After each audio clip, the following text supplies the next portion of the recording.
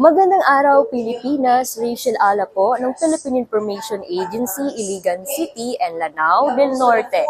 Isinasagawa ngayong araw, Abril 13, taong kasalukuyan, ang wage orientation at productivity training sa Frosty Bites Cafe and Restaurant sa Iligan City.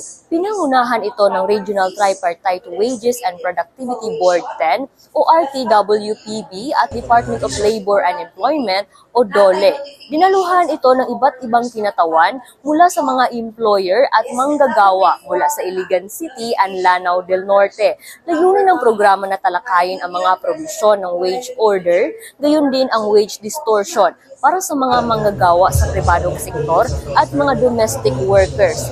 Bukod sa usapin ng sahod, highlight din sa pagsasanay ang green productivity towards greener industrialization upang maipakilala ang mga pamamaraan ng sustainable industrial development sa rehiyon. Para sa iba pang updates, manatiling nakatutok sa PIA Iligan City and Lanao del Norte at iba pang integrated state media o ISM.